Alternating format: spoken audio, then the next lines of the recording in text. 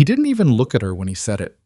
Dante Veyro leaned back in his chair at the head of the long mahogany table, smoothed the front of his jacket, and smiled at the assembled family like a man who had already won.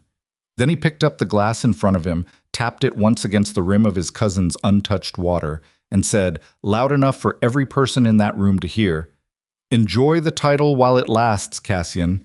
A man who can't recognize the enemy sleeping in his own house doesn't deserve the empire he was handed." Nobody moved. Nobody breathed. Elara Vale sat 3 chairs down, her hands folded on the table, her eyes behind those plain glasses looking at nothing in particular. Nobody at that table looked at her. Nobody ever did. That was exactly how she needed it. If you've ever been told you were nothing, if someone looked right through you like you didn't take up space in the room, stay with me. Because this story is about what happens when the person everyone ignored turns out to be the only one who was paying attention. Subscribe to the channel if you haven't already, hit that like button, and drop your city and country in the comments. I want to see how far this story travels. Now let's get into it. The law office of Benedetto and Carano occupied the entire 14th floor of a building overlooking the Tiber, and on the morning of the reading of Marco Veyro's last will and testament, it smelled like old paper and expensive grief. Cassian Veyro arrived 7 minutes late, which was 3 minutes earlier than his cousin Dante and 4 minutes later than everyone else. He didn't apologize for it. He walked in wearing a dark suit that cost more than most men in Rome made in a month, took the chair at the center of the long table, and set his phone face down in front of him like a man who had no intention of being surprised by anything.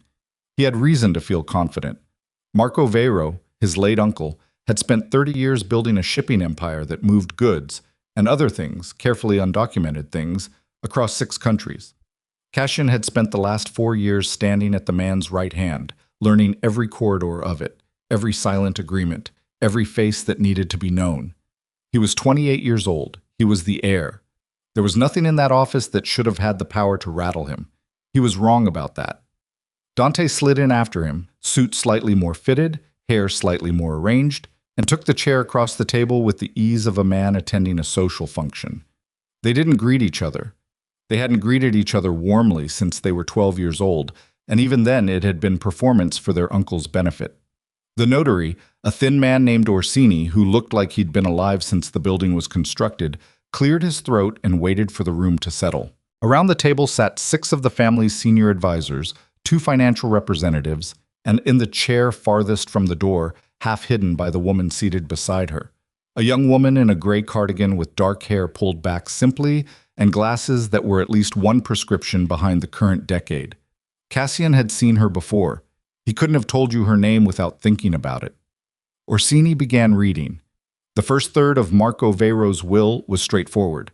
The family's legitimate businesses, a chain of port logistics companies, 3 real estate holdings, a partnership stake in a Milan-based freight consortium, passed to Cassian as primary heir, with standard provisions for the senior advisors and a generous settlement for the household staff. Cassian barely listened. He knew this part. Then Orsini turned the page and the room changed temperature. The management rights, operational authority, and signatory power over all overseas financial accounts and international holdings of the Veyro family estate shall transfer to Cassian Aurelio Veyro, contingent upon his legal marriage to Elara Vale, within a period not to exceed 90 days from the date of this reading. The silence that followed had texture to it. Cassian heard Dante set his pen down very carefully on the table. He heard one of the senior advisors, old Fiorello, draw a breath through his teeth. He heard distantly the sound of the city 14 floors below, indifferent as always. He did not look immediately at the young woman in the gray cardigan. He looked at Orsini, who was already reading the next clause with the focused neutrality of a man who had delivered worse news and survived it. If this condition is not met within the stipulated period, the totality of overseas assets and financial holdings shall be placed into a discretionary trust, with administrative authority passing to the Senior Council of Advisors, with Dante Emilio Veyro appointed as managing trustee. Cassian turned his head and looked at his cousin. Dante was looking at the table, but his jaw had shifted, just slightly, just enough, into something that on any other man's face would have been a smile. Cassian felt something cold settle into his chest. Not panic. He didn't panic easily. but a specific, careful anger, the kind that stays quiet precisely because it is serious. He stood up. Orsini, give me the document. The notary handed it over without argument. Cassian read it twice. The language was clean and specific and had been written by someone who knew exactly what they were doing. Marco Veyro had not been a sentimental man. He did not make careless decisions. Whatever this condition meant, it had been put there deliberately and with intention. Cassian set the document back on the table and looked, for the first time, at Elara Vale. She was already looking at him. Not with alarm, not with the blushing discomfort he might have expected from a woman who'd just heard her name read aloud as a condition of a multi-million-dollar inheritance. She was looking at him the way someone looks at a problem they have already worked through. "You knew," he said. Not a question. "I knew there was a condition." Her voice was quiet, but it didn't waver. "I didn't know what it was until this morning." "And you're comfortable with this arrangement?" She considered the word, comfortable, as if it was the wrong one and she was deciding whether to correct him. "I'm aware of it," she said. Cassian looked at her for a long moment. The gray cardigan, the modest glasses, the hair that wasn't trying to do anything. She was the daughter of a man named Elara Vale, who had worked security for Marco Veyro for 11 years and died stopping a bullet that was meant for the family patriarch during a port dispute 7 years ago.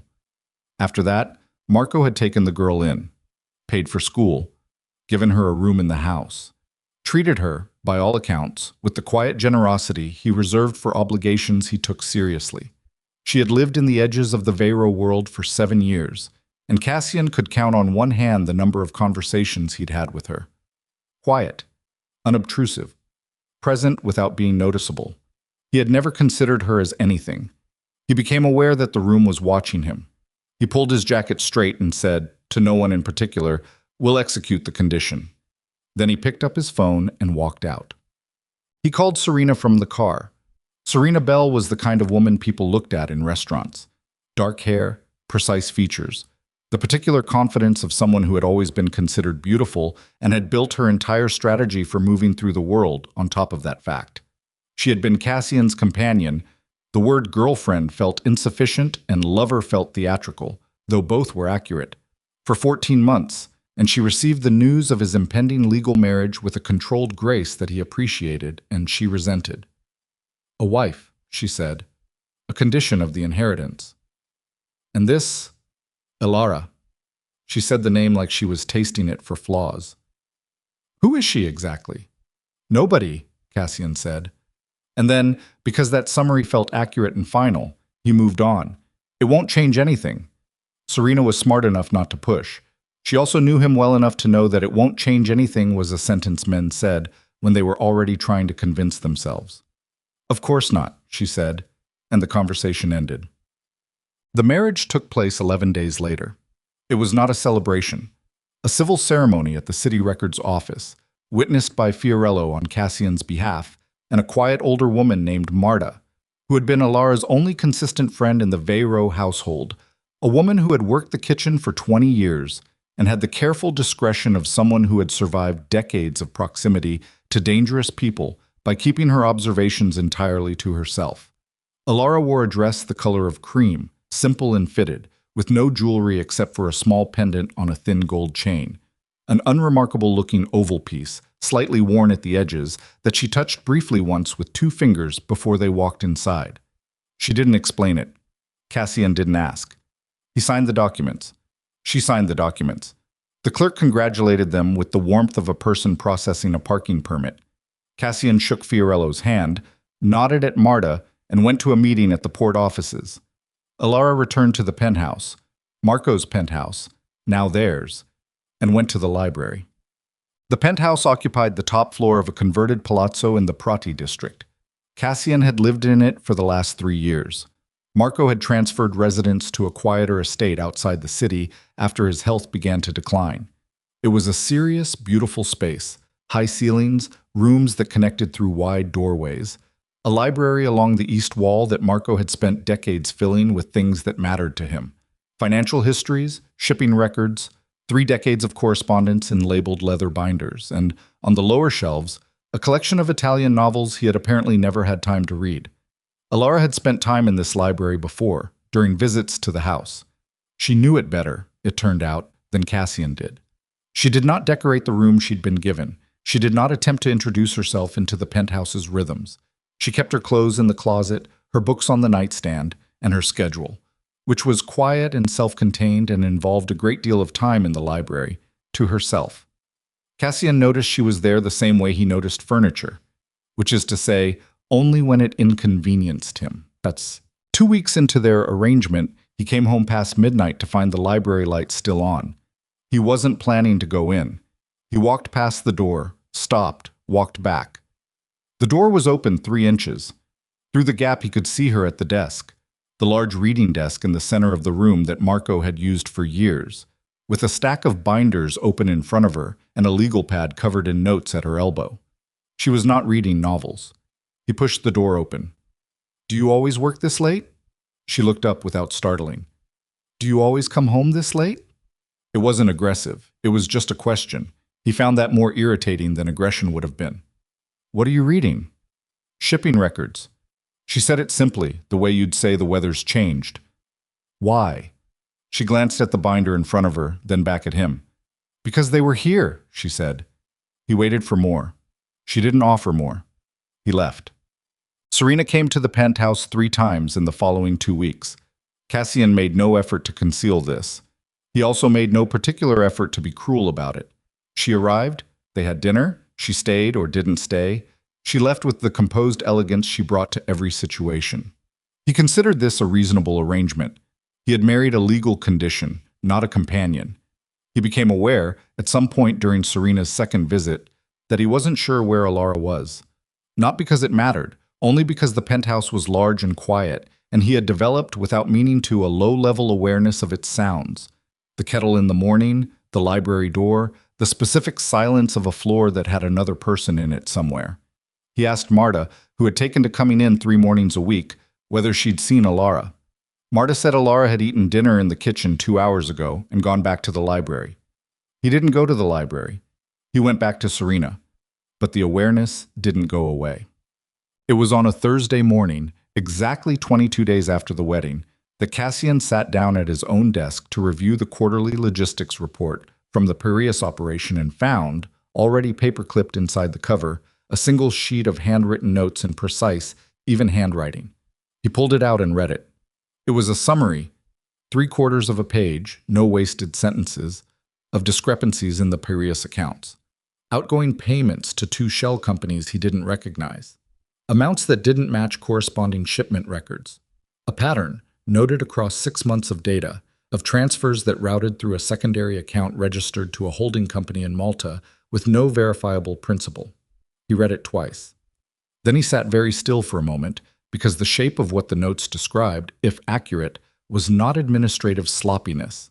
It was money moving through his family's operation in a direction he hadn't authorized, in amounts he hadn't signed off on, to entities he could not immediately identify. He got up and went to the library. Elara was already there. She had 4 binders open across the desk and was cross-referencing something between 2 pages held flat by her palms. She looked up when he came in.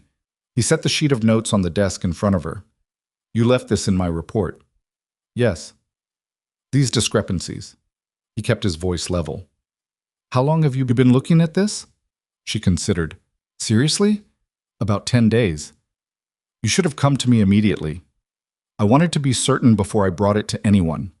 The word anyone landed with a slight weight. He looked at her. "What does that mean?" "It means," she said carefully, "that whoever is moving this money knows the family's account structure well enough to have been inside it for a while, which means it's someone close." The library was quiet. Outside the windows, Rome did what Rome always does, continued, indifferent to the conversations happening inside its walls. "Show me," Cassian said. She pulled the nearest binder toward him and began to explain. He sat with her in the library for 4 hours that morning. By the end of it, he had the beginning of a picture he very much did not want to have. The discrepancies Elara had flagged were not random errors. They were consistent, methodical, and increasing in scale over the previous 18 months. 2 Malta-registered shell companies received regular payments from Piraeus. A third company, Cyprus this time, had received a single large transfer 6 months ago that corresponded to no cargo movement in any record Cashin could find. "This is enough to take to the senior council," Cashin said. "Not yet." Elara said it immediately. "If whoever is doing this has someone on the council, you tip your hand and the money disappears before you can trace it." He looked at her. She was not looking at him. She was looking at the page in front of her, her finger tracing a column of figures as if they were the most important thing in the room, which, at that moment, they probably were. "You're suggesting I verify it independently." "I'm suggesting you identify the principal of the Malta company before you talk to anyone inside the family structure." He sat back in his chair. "You've already tried to identify it." A pause. "I have some avenues I'm still working through." "How do you know how to do this?" She was quiet for a moment. Then, "My father kept records. He didn't trust that everything he was doing would be understood correctly after he was gone. He taught me how to read financial documents before he died." She said this without any particular emotion in her voice, which was somehow more affecting than if she'd said it with grief. "He said if you understood where the money moved, you understood who actually held the power. Everything else was theater." Cashin looked in the woman his uncle had chosen for him, in her quiet clothes and her worn glasses, with Marco Veyro's financial records spread across the desk in front of her like a map she'd been building from memory. He thought about the last month, the dismissal with which he'd met the condition of the will, the confidence with which he'd concluded she was nobody. He said nothing about any of that. Instead, he picked up the nearest binder and went back to work. The next morning, Cassian arrived at the Piraeus shipping office before 7 and spent 3 hours going through records that should have taken a team of accountants a week to process. He worked alone. That was the decision he'd made at 2 in the morning, lying awake with the library ceiling in his head. Not the actual ceiling of his bedroom, but the image of Elara at that desk, her finger moving down columns of numbers, with the patience of someone who had been doing this not for days but for years. He had lain there and turned the problem over and arrived at the same conclusion each time. She was right. Whoever was bleeding this empire was doing it from the inside, and until he knew which door the leak was behind, he couldn't open any of them. He called no one. He pulled the physical records himself, the manifests and payment authorizations and cargo verification logs, and spread them across the largest table in the back office. Then he called Elara. She answered on the second ring. "Piraeus," he said. "The September through November transfers. I need the Malta account number you found." She gave it to him from memory. No hesitation, no rustling of papers. She had memorized it. He cross-referenced it against the physical manifests. The Malta account, registered under the name Solaro Freight Consulting, a company with no verifiable employees, no physical address, and a principal listed only as a numbered trust, had received 11 transfers over 14 months. 9 of them corresponded to legitimate cargo movements, but the amounts were inflated. The extra margin, small enough per shipment to pass a casual review, substantial enough across 14 months to represent close to 2 million euros, had been extracted systematically. The last 2 transfers had no corresponding cargo at all. Cashin sat with that for a long time. He wasn't angry yet. The anger was there, but it was underneath something colder and more useful. The specific clarity that arrives when a man realizes he has been looking at the wrong part of the room. He had been running the family's Rome operations, the port logistics, the client relationships, with the confidence of someone who believed his peripheral vision was reliable. He was learning, in the worst possible way, that it was not. He photographed every document. Then he drove back to the penthouse and went directly to the library. Elara was not at the desk. She was in the chair by the window with her knees pulled up and a binder in her lap, making notes in the margins with a mechanical pencil. She looked up when he came in, read his face, and set the binder on the side table. "It's confirmed," she said. 2 million, roughly. Possibly more if there are accounts I haven't found yet. She nodded slowly. Not surprised, just absorbing the weight of a number she'd already suspected. "There's something else," Cassian said. He pulled out his phone and showed her the photograph of one transfer authorization, the largest single payment, from 8 months ago. That signature. She looked at it for a long moment. Her expression did not change, but something behind her eyes did. A small, careful adjustment, like a door being closed. "That's not your signature," she said. "No." Cassian put the phone back in his pocket. "It's a very good copy of it. Someone has been signing my name to transfers I never saw. The room was quiet. Below the window, a motorbike growled past on the street. Cashin. She said his name plainly, without decoration. Whoever did this has been inside your authorization level. That means they either have someone who forges documents at that level, or they have someone inside the office who processes them without questioning the signature. He already knew what the next sentence was. He said it before she could. Or both. She looked at him steadily. Yes, or both. He sat down in the chair across from her. He was tired in a way that the drive back from Piraeus hadn't helped. A tiredness that had nothing to do with sleep and everything to do with the particular exhaustion of discovering that the ground beneath you is not where you thought it was.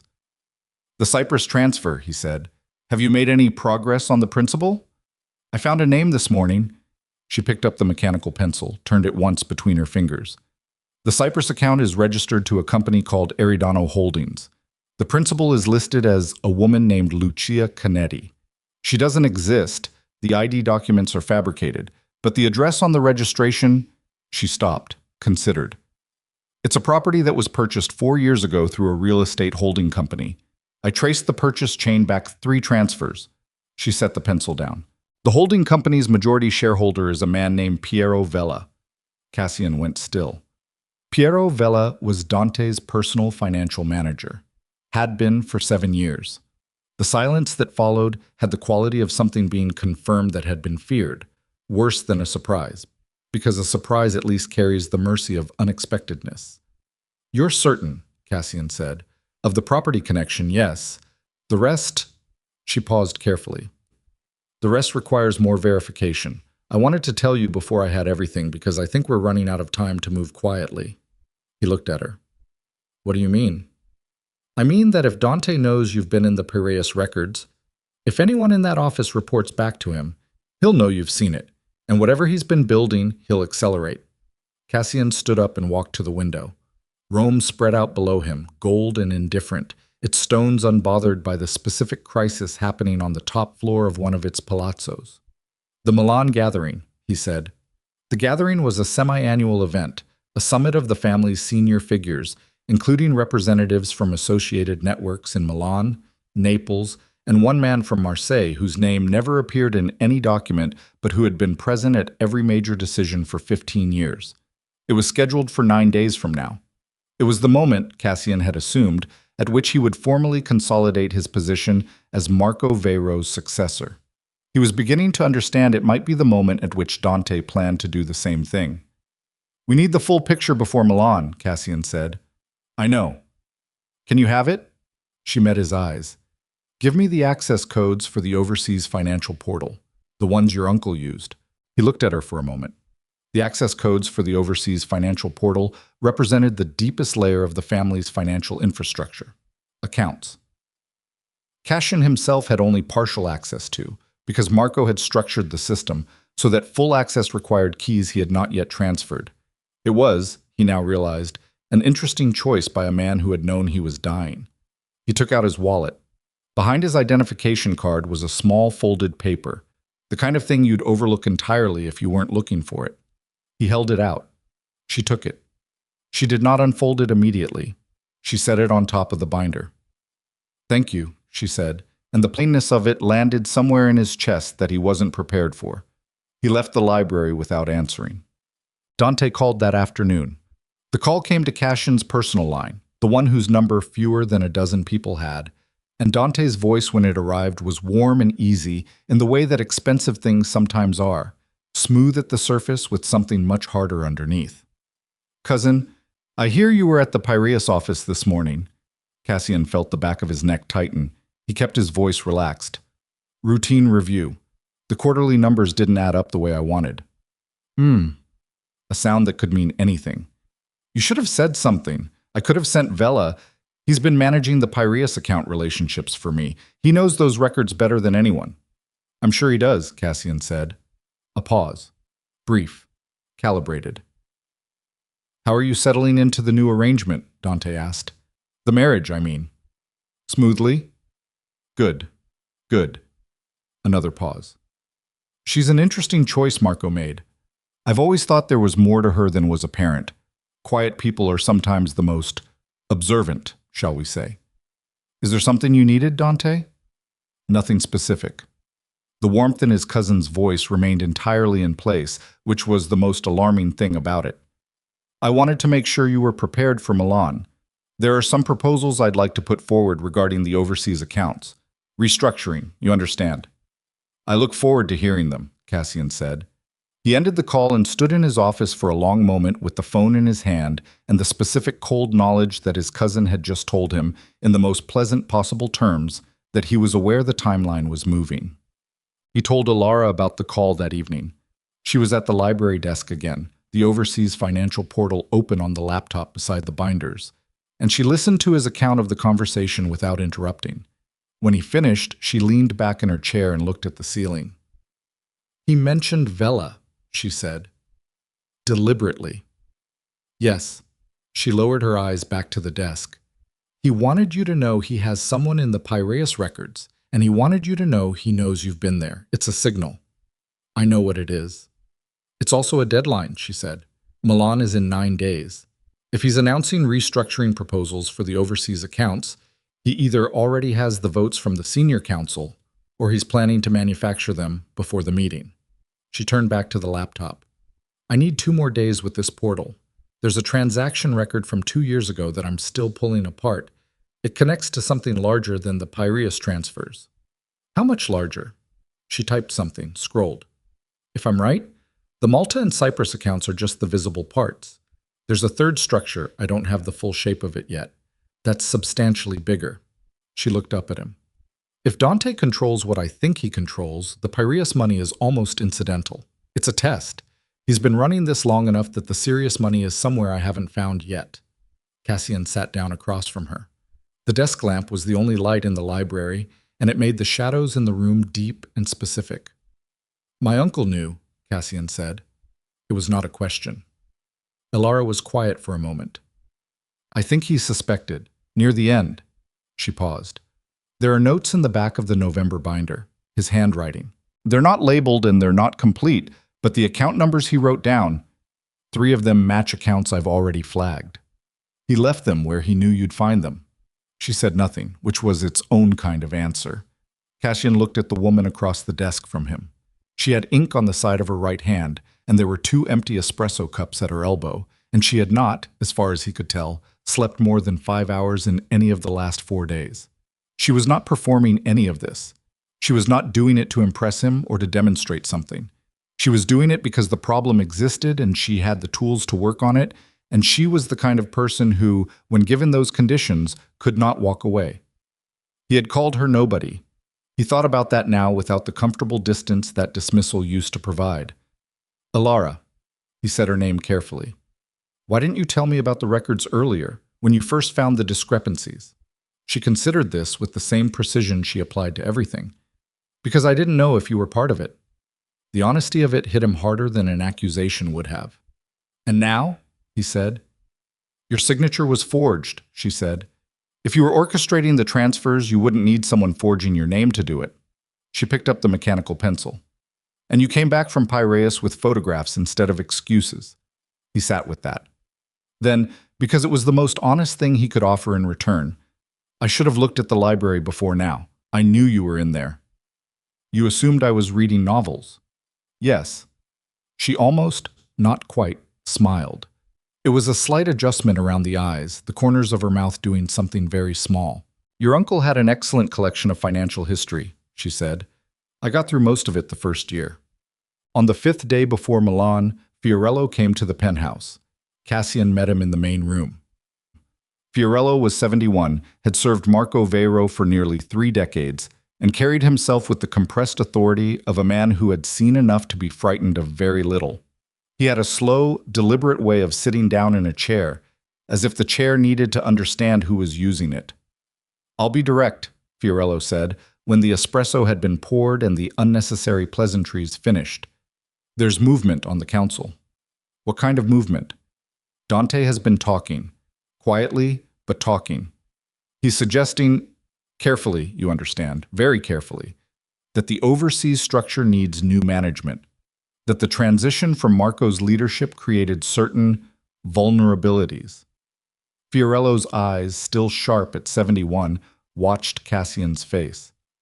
He's not saying you're incompetent. He's saying the situation is complicated and that additional oversight is appropriate. Additional oversight from whom? Fiorello set down his espresso cup. He's proposed a joint committee. Himself, 2 members of the council, and Vela as financial administrator. The precision of it was almost impressive. Not a direct challenge, a procedural one, a reorganization. Something that sounded, to the uninitiated ear, like prudent governance rather than a coup conducted through meeting minutes. How many on the council are listening to him? Cassian said. 2 confirmed, possibly a 3rd. Fiorello paused. Benedetti is undecided. He was close to Marco. If you go to him before Milan with something concrete, you may hold him. I'm working on something concrete. Fiorello looked at him for a long moment. Cassian, whatever you have, it needs to be airtight. Dante has friends in this city and friends outside it. A partial case will be challenged and dismantled before the meeting adjourns. You need, he stopped, reformulated. You need the kind of evidence that doesn't require anyone's good faith to believe. Cassian nodded. After Fiorello left, he went to the library and relayed the conversation. Elara listened with her pen in her hand and the laptop open. When he finished, she looked at the screen for a moment. 4 days, she said. I know. There's something you should know. She pulled a single printed page from beneath the nearest binder and set it in front of him. I found the 3rd structure. He looked at the page. Numbers, company names, transfer dates. This is a private banking account in Luxembourg, she said. Registered 18 months ago. The deposits correspond almost perfectly to periods immediately following major family decisions. Contract wins, new port agreements, 1 acquisition last year. She tapped the page. Someone with advanced knowledge of every significant business decision has been selling that information to a competitor network. Cassian looked up from the page. How much? In total? She met his eyes. Just over 11 million euros. The number landed like something physical. And the account holder, Cassian said. She was quiet for 1 beat too long. The kind of pause that means the next sentence is going to require something from the listener. The account is registered under a corporate structure, she said, but I was able to pull the original account opening documentation. The person who signed the initial paperwork in person at the Luxembourg office. She paused once more, and Cassian felt the specific weight of that pause, like a hand on his chest. The person who signed it was Serena Bell. The room did not move. Cassian did not move. The laptop fan ran quietly. Outside, Rome continued. He became aware slowly that his left hand had closed into a fist on the edge of the desk. Serena. 14 months. 14 months of dinners and conversations and proximity to every decision he'd made, every meeting he'd taken, every piece of information he'd processed out loud in her presence because he had believed, with the comfortable certainty of a man who has never had reason to question his own judgment, that she was exactly what she appeared to be. Cassian. Elara's voice was measured. Not gentle exactly. She was not performing softness, but careful, in the way of someone who understands that the next few minutes matter. She's been feeding information to Dante. The Luxembourg account has received 3 transfers this month alone. She knows we've been looking. He stood up, walked to the window, stood there with his back to the room, looking at the city. When did you know? He said. I suspected 2 days ago. I needed to verify before I told you. He didn't ask why she'd verified before telling him. He already understood. She verified everything before she spoke. It was both what made her effective and what made her, in some way he was only beginning to understand, more trustworthy than anyone else in his life. He turned around. Milan is in 4 days, he said. Yes. Can we be ready? She looked at him steadily. Her eyes behind the plain glasses were dark and unblinking and completely calm. I need to make 3 more calls and compile everything into a single document that can be presented without requiring anyone to trust our interpretation. The numbers have to speak without us. She paused. And I need access to 1 more thing. What? She reached up and touched, briefly, the pendant at her throat. The oval piece on the thin gold chain. The one she'd touched on their wedding morning and never explained. The master key for the overseas financial portal, she said. The second half of it. Your uncle gave me the first half the week before he died. He told me the other half was with you. She looked at him. He said you would give it to me when it was time. Cassian felt the air shift. He reached into the inside pocket of his jacket and found what had been there since the day after the will reading, a card tucked behind the folded paper he'd given her 5 days ago that he hadn't yet understood the purpose of. A card with a 12-digit code written on it in Marco Veyro's handwriting and a single line beneath the number, when she asks. He set it on the desk in front of her. She looked at it for a long moment. Then she looked at him, and for the first time since they had entered this arrangement, something behind her composure shifted, just slightly, just enough, into something raw and human and not entirely under control. She picked up the card. She did not speak. Neither did he. They didn't need to. He pulled his chair back to the desk and they went back to work, 4 days from Milan, with Dante accelerating and Serena already informed and the entire empire balanced on a set of numbers that only Elara, in this city, in this world, fully understood. The document Elara produced took 61 hours to build. Cassian watched it happen across 4 days that felt like they existed outside of normal time. Days in which the penthouse became a kind of command center that no one outside its walls knew existed. Elara worked in the library in long, unbroken stretches, stopping only when her eyes stopped tracking reliably, eating whatever Marta left outside the door without noticing the taste of it. Cassian ran interference. He attended 2 routine meetings with port managers, answered Dante's single text message with something bland and cooperative, and called Benedetti, the undecided council member Fiorello had flagged, for a lunch that he kept deliberately vague and warm, planting nothing but presents. On the morning of the Milan departure, Elara printed the document at the penthouse's desk printer. 43 pages. Transaction records, account registration documents, timeline correlations, the Luxembourg signatory photograph, and a summary section at the front that laid out the full architecture of what Dante had built in language precise enough that a person with no financial background could follow it to its conclusion. She handed it to Cassian. He read the summary standing at the library desk while she put on her coat. "This is enough," he said. "It's more than enough," she said. "The question is whether anyone in that room wants to see it." He looked up from the document. She was standing by the door with her bag over one shoulder, the pendant at her throat, her expression the same contained calm it always was. But there was something around her eyes that wasn't calm, something that had been there since the night she'd first asked him for the access codes, and he'd realized she'd been carrying this investigation alone longer than he'd known her. She was tired in a way that composure could not entirely conceal. "They'll want to see it," Cassian said. "Benedetti will move if Fiorello is already there, and once those two move, the Marseille man follows. He doesn't care about family loyalty. He cares about which way the money is stable. And Dante. Dante will have the room for approximately 40 seconds before he understands that he doesn't." Cassian folded the document and put it in his jacket's inner pocket. "Let's go." They took the armored car Cassian used for formal family business, a dark vehicle with reinforced doors and tinted glass that had made the Milan trip a dozen times in the last 3 years. His driver, a man named Torchio, who had worked for the family for 9 years and kept his opinions entirely to himself, held the door and said nothing about the documents or the locked expression on his employer's face or the fact that this was the first time the wife had come along. They left Rome at 7 in the morning. The highway north was gray and wet, the beginning of something, a weather front coming down from the Alps that would arrive in Milan by evening. Cassian watched the outskirts of the city dissolve into flat agricultural land and said nothing for the first 20 minutes. Elara sat with her bag in her lap and her eyes on the window. "Tell me something," Cassian said, without particular preamble. She looked at him. "My uncle. How much did he talk to you?" "Toward the end." She considered. "Enough. He was sick for 8 months before he died.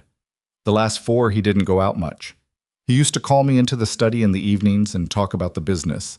Not the mechanics of it, more the history of it, how he'd built it, what he'd had to do." She paused. "I think he needed someone who would listen without asking what they were going to get out of the information." "And you?" "I listened." "Did he tell you about Dante?" She was quiet for a moment. The highway unfurled ahead of them, wet and endless.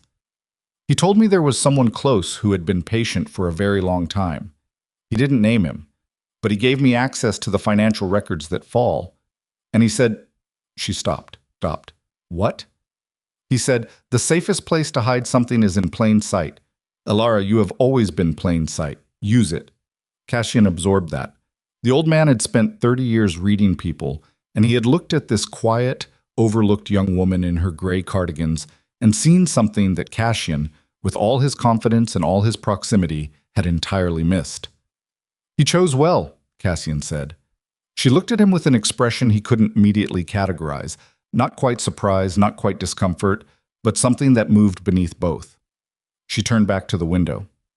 So did he, she said, and it took Cassian a moment to understand she meant Marco's choice of him.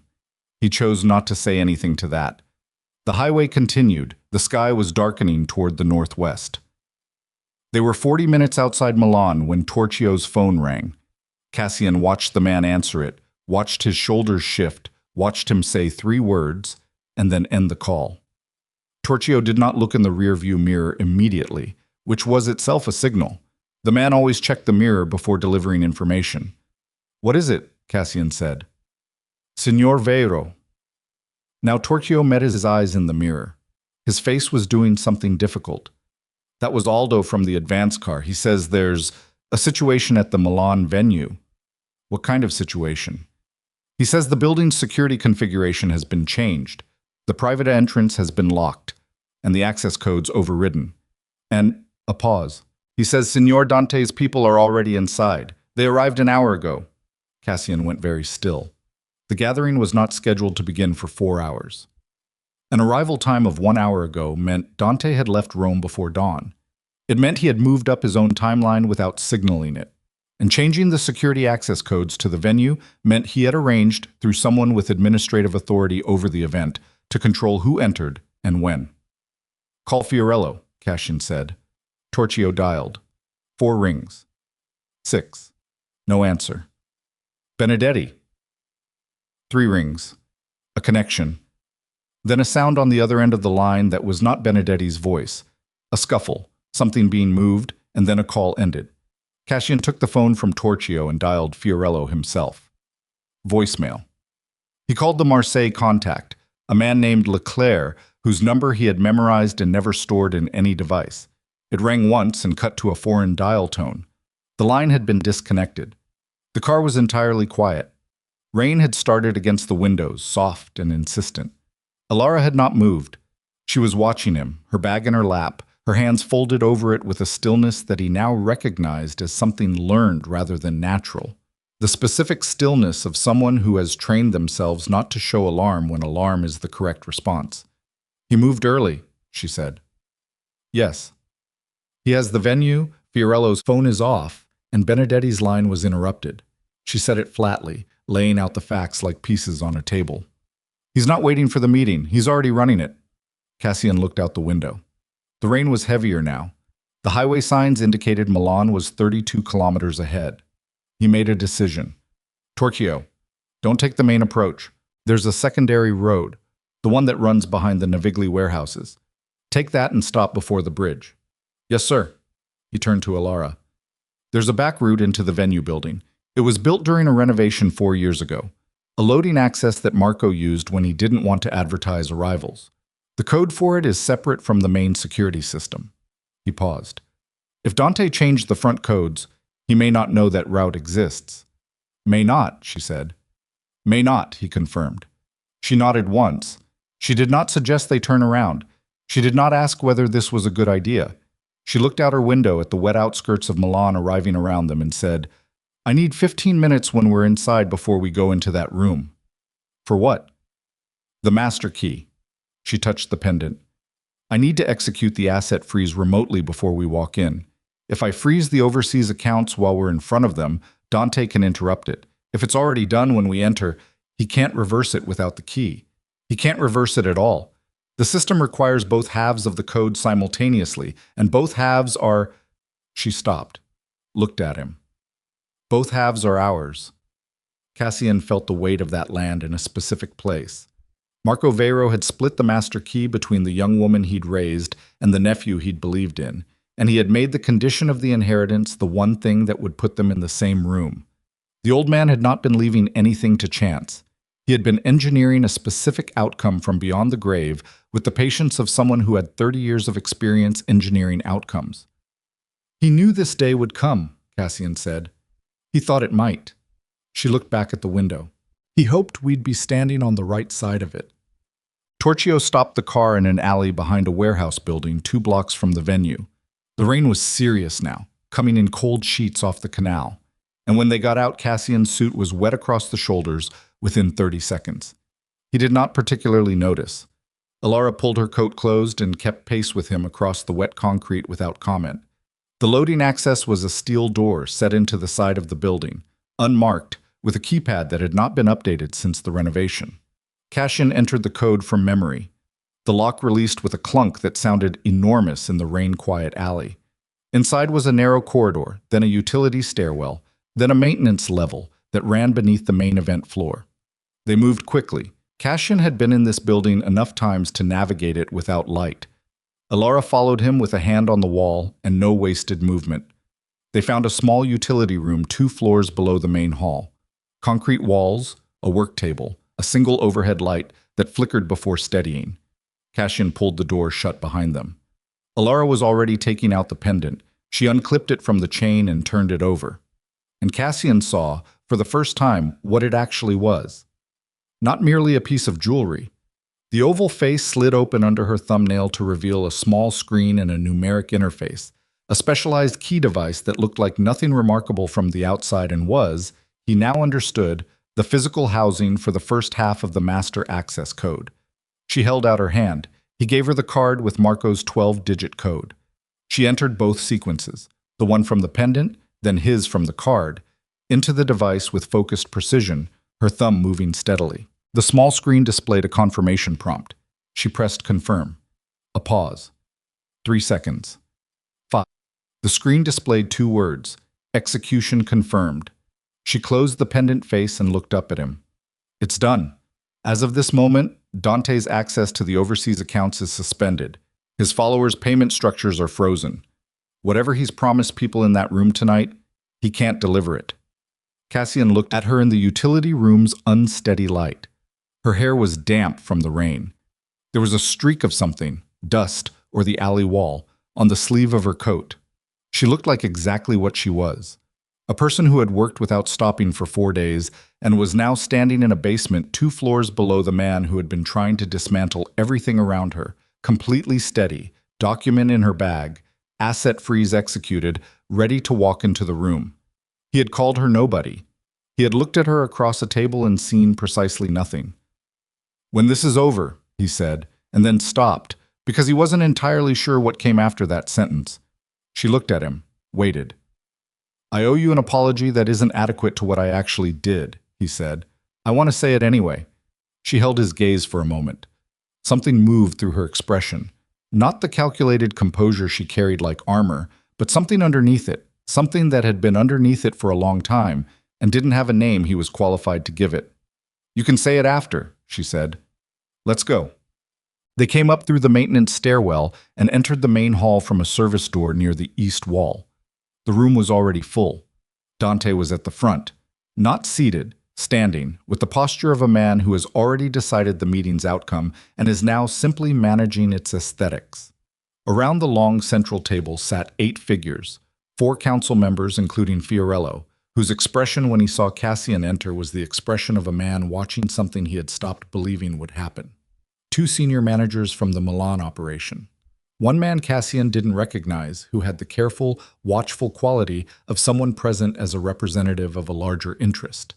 And at the far end of the table, with her back very straight, and her face doing something that had abandoned all pretense of the warmth Cassian had known for 14 months, Serena Bell. Dante saw them. The room went silent in the way that rooms go silent when something unexpected enters them. Not a chosen silence, but a pressurized one, the silence of held breath and recalibrated calculations. Dante recovered in approximately 2 seconds. The smile that came back onto his face was not quite right, slightly too managed, slightly too immediate, but it was there. Cassian. His voice was warm and unhurried. I wasn't expecting you until this evening. I know, Cassian said. He did not look at Serena. He would not look at Serena until he had to, because the specific kind of anger that was building in his chest around that particular knowledge required management. And he had learned in the last 4 days that the person in this partnership who managed things well was the one standing beside him, and he intended to be worthy of that. He walked to the center of the room. Elara came in behind him and set her bag on the table with a sound that was soft but landed with weight in the silent room. She drew out the 43-page document, set it in front of her, and looked at the assembled faces with the composure of someone who has been preparing for this exact moment and is not afraid of it. Fiorello exhaled. Dante's smile shifted, just slightly, just enough for Cassian to catch, into something with edges. "I apologize for the irregular entrance," Cassian said, to the room rather than to Dante. "I was told the front access had been changed. I used the route I knew." He looked at Benedetti, who was watching him with the focused attention of a man making a very fast decision. "I want to thank everyone for being here. We have something to present before this meeting's agenda begins." "Cassian." Dante's voice had lost none of its warmth but had acquired something beneath it, a pressure, barely audible. "This isn't the appropriate, Elara." Cassian looked at her. She opened the document to the first page and began. She did not raise her voice. She spoke with the measured cadence of someone presenting facts to people capable of understanding them, which was a choice that proved more devastating than any volume would have been. She walked them through the Malta accounts, the Cyprus structure, the Luxembourg account, the forged signatures, the timeline, 11 million euros over 18 months, extracted from a family empire by someone with precise knowledge of its internal structure and enough patience to do it slowly enough that no single transaction looked alarming in isolation. She named Piero Vella. She named Solaro Freight Consulting and Eridano Holdings. She placed the Luxembourg account opening document, with Serena Bell's signature, on the table in front of Benedetti, who picked it up and studied it without expression and then passed it to the man beside him. She said, at the end, with the same measured quiet she had used throughout, "As of 40 minutes ago, all overseas accounts referenced in this document have been placed under suspension through execution of the estate's master key protocol. The accounts cannot be accessed or altered without both halves of the key, which are held by Cassian Veyro and myself as joint executors of Marco Veyro's estate." The room was very still. Dante had not moved from his position at the front of the room. His face was composed with the effort of a man who has spent years practicing composure and is calling on every reserve of it. But his left hand, Cassian noted, was pressed flat against the table beside him, pressed hard enough that the knuckles had gone pale. "This is," Dante's voice was level, almost. "This is an extraordinary set of fabrications, and I would suggest that everyone in this room consider the source before—" "Dante!" Fiorello's voice, at 71, still had the quality of a door being closed permanently. He set down the page he'd been reading and looked at his colleague's son. "Be quiet." Dante went quiet. For exactly 3 seconds. Then he looked at Cassian and the composure dropped. Not entirely, but enough. And what was underneath it was something that had been there for a long time. Something patient and cold and genuinely dangerous. And it said, "You think you've won something. You walked in here with your quiet little wife and her spreadsheets, and you think that's the end of this. I think," Cassian said, "that you've been very careful for a long time and the care ran out." Serena stood up. And here was the thing about Serena Bell that Cassian had understood for 14 months, and now understood in an entirely different way. She was not a woman who did anything without calculation. She stood up in that room with her face arranged into an expression of controlled composure, and she said, to the assembled council, "I want to make a statement." Cassian looked at her for the first time since entering the room.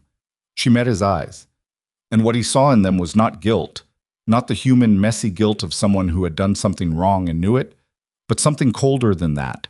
The particular steadiness of someone who has already decided that the current position is untenable, and the priority now is the next position. "I was asked to provide information," she said, "by someone I believed had legitimate authority within this organization. I was not Serena." His voice was quiet. It stopped her. "Don't."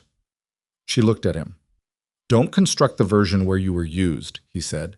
"You opened the account. You signed the documents. You sat at my table for 14 months and you listened and you passed it along." He kept his voice even. Own what you did. It's the only thing left that's yours." Her jaw shifted. She sat back down. It was Benedetti who spoke next, and when he spoke he addressed the room rather than any individual in it, which was itself a declaration of where he stood. "I move that we accept the documentation presented by Cassian Veyro and Elara Vale as grounds for immediate suspension of Dante Veyro's advisory standing and initiation of a full financial audit by an independent firm." He looked at the man Cassian didn't recognize, the representative of the Marseille interest. "Seconded?" The man looked at the document in front of him, at the account numbers and the transfer dates and the 11 million that had moved in the wrong direction. He was a man who understood numbers and understood what frozen overseas accounts meant for everyone in that room's financial stability. "Seconded," he said. Dante's hand came off the table, and that was when everything that had been a financial and political crisis became something else entirely. He moved faster than a man in a tailored jacket should move, straight toward Elara, not toward Cassian, which was the one choice that Cassian had not fully anticipated. Later he would understand it. Dante had understood in the last 30 seconds that the key was with her, that without the pendant and without her half of the code, the asset freeze could potentially be challenged. He had made a calculation in the space of a breath, and the calculation was wrong, but it was fast. Cassian caught him before he reached her. The impact was hard. Dante was not a small man, and his desperation added force, and they went sideways into the edge of the table, scattering documents, and the room erupted in the specific chaos of people who have spent their entire lives in proximity to violence and still don't enjoy being in the middle of it. Cassian had 3 inches and 15 pounds on his cousin. He also had 4 days of a specific, carefully managed fury looking for somewhere to go. He put Dante against the wall with a forearm across his chest and held him there, breathing hard, and looked into his cousin's face from 8 inches away. Dante was breathing harder. His composure was entirely gone. What was left was something stripped and cornered and genuinely frightened. "It's done," Cassian said, low, just for him. "It's over." Dante's eyes moved, to the room, to the faces watching, to the documents spread across the table, to the 2 council members who were already on their phones, to Serena who had gone very still in her chair. He was a man doing the math in real time and arriving at a number he had never planned to reach. "You don't know what you're starting," Dante said. His voice had gone rough. "The people I'm connected to outside this room, you think freezing accounts ends this?" "No," Cassian said. "But it ends you." He stepped back. 2 of the venue's security personnel, men who worked for the building, not for Dante, had come through the main doors. Fiorello was speaking to them in a low, authoritative voice. Dante straightened his jacket with the mechanical gesture of a man whose habits were still running even when everything else had collapsed. Serena had not moved. Cassian turned away from both of them and looked for Elara. She was standing at the edge of the room, the 43-page document in her hand, watching him with those dark eyes behind the plain glasses. She was entirely still. The pendant was at her throat. She had not moved during the altercation, had not made a sound, had not retreated. She was the calmest person in the room. He crossed to her. He stopped when he was close enough to speak without being overheard by the reshuffling, phone-reaching chaos behind him. "Are you all right?" he said. "Yes." She looked at him steadily. "You're bleeding." He raised his hand to his face. The edge of the table had caught him across the cheekbone, and there was a cut there, small but real, and blood on his fingers when he pulled them away. "It's fine," he said. She looked at the cut and then at his face, and then, with the careful precision that characterized everything she did, she reached into her bag and produced a folded handkerchief, plain white, slightly worn at one edge, and held it out to him. He took it. "It's done," she said, not asking, confirming. "Almost," he said. "There's still the outside network Dante mentioned, the people he's connected to beyond this room." She nodded slowly. "Those connections will need to be identified and severed," she said, "which means the financial audit will uncover more, and the audit will take months." She paused, during which time someone will try to take a shorter route to solving the problem. He knew what she meant. Dante's external contacts, whoever they were, whatever interest they represented, would not accept the outcome of this evening as permanent simply because a family council had voted on it. The money was frozen. The internal threat was contained, But the world outside this building had not been part of today's conversation. He held the handkerchief against the cut on his cheekbone and looked at her. "We need to move," he said. "Tonight, not back to the penthouse." She was already nodding, and in that moment, in the chaos of that room, with Fiorello directing security and Benedetti on the phone, and Dante against the wall with the specific deflated stillness of a man who has lost something he spent years building, Cassian Veyro understood something that had nothing to do with money or power or the empire spread across 6 countries that was now technically secure. Understood that the most dangerous thing that had happened to him in the last 4 weeks was not the discovery of his cousin's betrayal or his companion's deception. It was the slow, irreversible process of being seen clearly by someone who had no reason to be generous in what they saw, and having them stay anyway. The car was waiting in the alley. The rain was harder now. Milan's streets beyond the warehouse district were filling with the ordinary evening traffic of people who knew nothing about any of this, and somewhere in the network of connections Dante had built over years, a phone was already ringing with news that the Milan gathering had not gone according to plan. They had won the room. The city outside it was another question entirely, and it was coming. The alley held the rain like a bowl. Torchio had the engine running. Cassian got in first, Elara behind him, and the car moved before the door was fully closed. Not because anyone had said to hurry, but because Torchio had been doing this long enough to read a room's aftermath through a building's wall. And what he'd felt coming through the steel loading door when they'd emerged was the particular quality of a situation that had resolved in one direction and was about to create pressure in another. "Where?" Torchio said. Cassian pressed the handkerchief against his cheekbone and thought for exactly 3 seconds. The penthouse was compromised, not necessarily physically, but informationally. Dante's people knew where they lived. Serena had been in that apartment 14 months' worth of evenings. Whatever she'd observed, she'd passed along, which meant the layout, the security code, the timing of staff, all of it was known. "Fiorello has a place in the Navigli district," Cassian said. "Old warehouse he converted. He offered it to me 6 months ago for overflow meetings. I never used it." He looked at Torchio. "He won't have told anyone about it. It's not in any family document." "You know the address?" "I remember it." Torchio nodded and drove. Elara said nothing during the 15 minutes it took to reach the Navigli. She sat with the document bag in her lap and watched the rain-blurred streets of Milan move past the window. At some point, she took off her coat, folded it precisely, and set it on the seat beside her. Cassian watched her do this from the corner of his eye. The methodical tidiness of it, the way she performed small, ordinary actions with complete attention, even when the situation around them was neither small nor ordinary. It was not a coping mechanism. It was just who she was. The warehouse was on a narrow canal street, its facade unmarked, its steel door opening on a code Fiorello had given Cassian on a card he'd kept in his wallet behind the overseas portal card without ever expecting to use it. He used it now. The door opened. They went inside. The space was large, climate-controlled, fitted out for meetings. A long table, a kitchen unit along one wall, 3 rooms along the back. Cassian turned on 2 lamps and no overhead lights, which kept the windows dark from outside and the interior functional. He called Fiorello. This time Fiorello answered on the first ring, which meant the old man had been sitting with his phone in his hand. "You're out of the building," Fiorello said. Not a question. "Navigli safe house." "Good." A pause, and in the pause Cassian could hear something moving in the background. Fiorello also not in any ordinary location. The vote carried. Benedetti, myself, Marchetti, and the Marseille representative. Dante's standing is suspended pending audit. Vela's name has been passed to our contact at the Financial Crimes Authority. Another pause.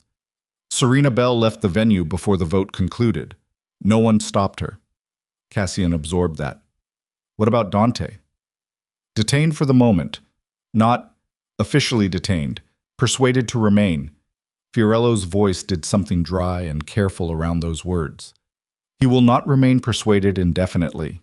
And Cassian, what he said in the room about outside connections, he was not fabricating that. I have received in the last 40 minutes 2 calls from numbers I don't recognize, telling me that the evening's outcome is being characterized as a family irregularity rather than a resolution. Characterized to whom? To people with the capacity to make tonight's resolution irrelevant if they choose to. Fiorello exhaled slowly. There is a man. I knew of him through Marco. Marco dealt with him twice, and both times came away saying the man was the most dangerous negotiation he'd ever sat across from. His name is Argento. He operates out of Naples, but his reach is broader. Dante has been cultivating him for 2 years. A beat. If Argento decides that Dante's position is worth supporting, the family vote means very little. Then we need to move before Argento decides, Cassian said. Yes. You have perhaps... Fiorello paused again, and Cassian heard in that pause the sound of an old man doing math he did not enjoy. 8 hours, maybe 10. After that, the window closes. Cassian ended the call and relayed it to Elara, who had settled at the long table with the document bag open and her laptop out, working with the focused efficiency of someone who had accepted that sleep was not available and was operating on whatever reserve lay beneath the layer where sleep lived. She listened without interrupting. When he finished, she said, Argento, do you know him? By reputation. What's the reputation? That he doesn't take meetings he expects to lose. Cassian set his phone on the table. Which means if we request contact, he'll see it as weakness. Then we don't request contact. She looked at her screen. We make him come to us. He looked at her. How? The Luxembourg account. She pulled up a file. Dante's connection to Argento is financial. It has to be. Dante doesn't have loyalty capital. He has money. The overseas accounts are frozen, which means whatever Dante promised Argento, he cannot currently deliver. She turned the laptop toward him. But if we initiate a partial unfreeze, a specific account, a specific amount, visible in the system to anyone with access, Argento will see it as a signal that the freeze is negotiable, that there's a deal to be made. Cassian studied the screen. We unfreeze enough to get his attention, and then refreeze it the moment he makes contact, at which point he's in a conversation with us instead of with Dante. She paused. The leverage shifts. It was the kind of thinking that Marco Veyro had done for 30 years. Not brute force, but architecture. Building the situation so that the other party's rational self-interest pointed toward the outcome you needed. Cassian had watched his uncle do it across a dozen negotiations and had understood it intellectually. I was only now understanding it in his body. The specific patience it required, the willingness to create the appearance of vulnerability in service of control. Do it, he said. She began typing. While she worked, Cassian walked the perimeter of the warehouse space. His cheekbone had stopped bleeding, but had tightened into the particular throb of a cut that will be a bruise by morning. He was hungry in a distant, low-priority way. He was tired with the specific texture of a man who has been running on adrenaline for 4 days and can feel the bottom of it approaching. He stopped at the kitchen unit, found coffee, a machine, filters. Made it not because he wanted coffee, but because the action of making it was something to do with his hands, while his mind worked the problem from a different angle. He brought 2 cups to the table. Elara took one without looking up, drank half of it in a single motion, kept typing. Done, she said 20 minutes later. The partial unfreeze is visible in the system as of now. One account, 400,000 euros, technically accessible, but monitored. She looked up. If Argento has anyone watching Dante's financial infrastructure, and a man like that will have someone watching, he'll see it within the hour. And then we wait. And then we wait. They did not speak for a while. The rain had followed them from the venue and was working at the warehouse's high windows with patient insistence. Somewhere outside a canal was moving water that didn't care about any of this. It was Elara who broke the silence, and she did it the way she did most things, without preamble, without testing the water first. My father worked for your uncle for 11 years, she said, and I know you know that. What you don't know. She stopped. Started again with a small, precise adjustment of her hands on the table. He didn't die cleanly. The port dispute you would have been told about. The bullet that was meant for Marco, the bodyguard who stepped in front of it. That's the version that entered the family record. She looked at him directly. That's not exactly what happened. Cassian set down his coffee cup. He did step in front of the shot, she said. That part is true. But the dispute wasn't random. Someone inside the family's structure had arranged for Marco to be at that location at that time. The attack was organized, and my father... Her jaw shifted slightly, the one physical tell she consistently failed to fully suppress. My father had figured out who arranged it. He told Marco. And 2 days later, he walked into that port and the shot was waiting for him. The warehouse was entirely quiet. Marco didn't arrange it, she said quickly. Not defensively, but with the precision of someone correcting a fact before it can become a misreading. He spent 2 years finding out who did. That's partly what the investigation I inherited was built on. He started it after my father died and never finished it because the person responsible died before he could close the accounting. She paused. But the structure they used, the shell companies, the internal routing of information, it's the same architecture Dante has been using. Not coincidentally. Cassian felt something cold move through him. Dante arranged the attack on Marco 7 years ago. Dante, or someone working with Dante, arranged the conditions that put your uncle in an exposed position. Whether he personally directed the shot, she pressed her lips together. I don't have that document. I have the financial threads. They're in the audit materials. The independent firm will find them. He sat with that. 7 years. Dante had been building this for 7 years, since before Cassian had come fully into the family business. Since the era when Marco's hold on the operation had seemed unassailable, the patience of it was almost incomprehensible. To wait 7 years, bleeding money slowly, cultivating external contacts, building an escape route through shell companies in 2 countries, while showing up at family dinners and shaking hands and saying cousin with that warm, managed ease. Why are you telling me this now? Cassian said. Because you need to understand what Argento is walking into. She looked at him steadily.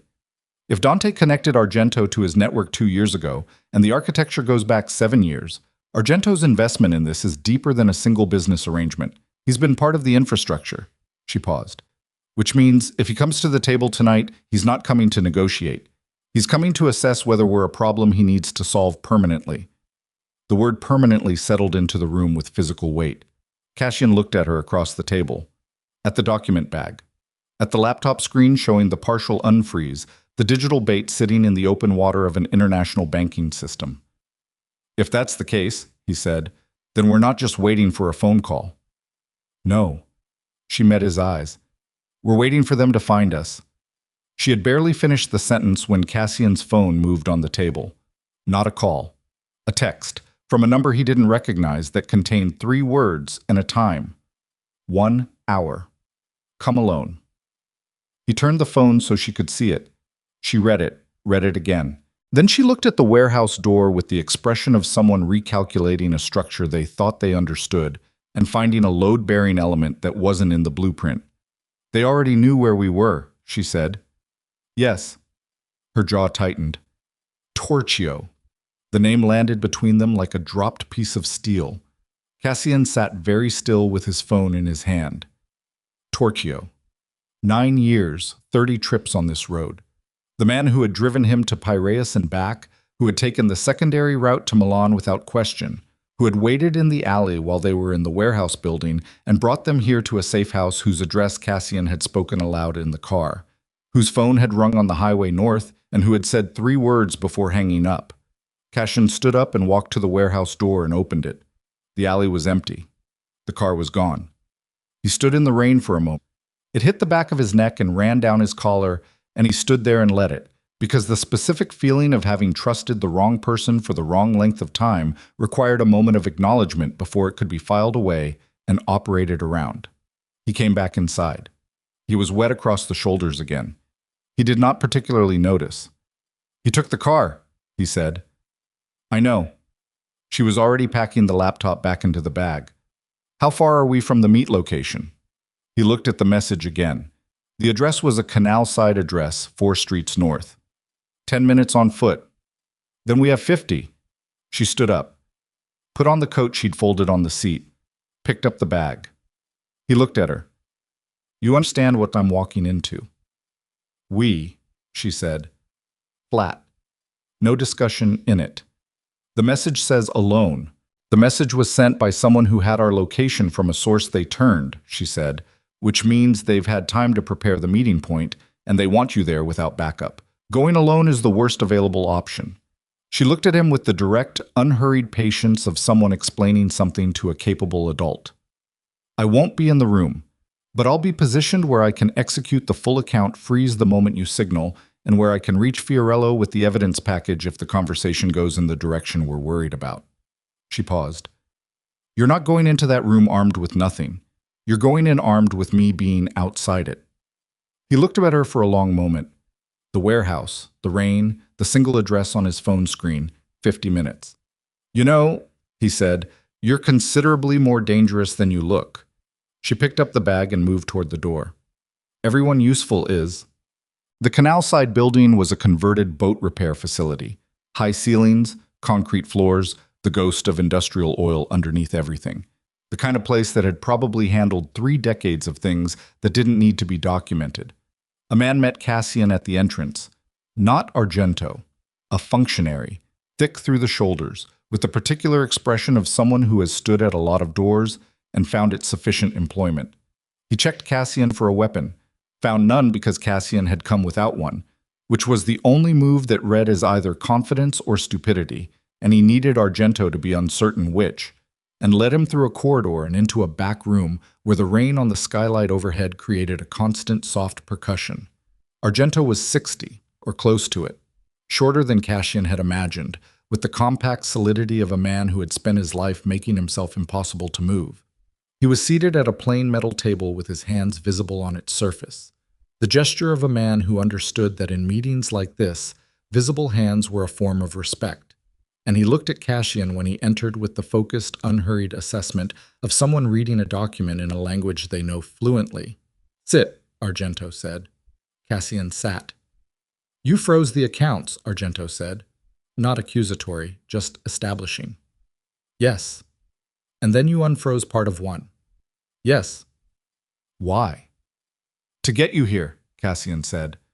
Argento looked at him for a long moment. Then something shifted in his face. Not warmth, not quite, but the specific adjustment of a man who has found the conversation slightly more interesting than he anticipated. "Your cousin told me you were a man of performance," Argento said. "That you liked the appearance of authority more than the work of it. That the right leverage in the right place would collapse you." He tilted his head slightly. "He was not accurate." "No," Cassian said. "He wasn't." "The vote in Milan tonight." Argento's hands remained flat on the table. "The audit. The financial crimes referral." He said each item with the deliberate cadence of a man laying out chess pieces. "That creates complications for certain arrangements I have that run adjacent to your family's operations." "I know." "You know." A pause. "Then you know that I am not a man who accepts complications passively." "Also true," Cassian said, "which is why I want to tell you something before you decide what to do about them." Argento waited.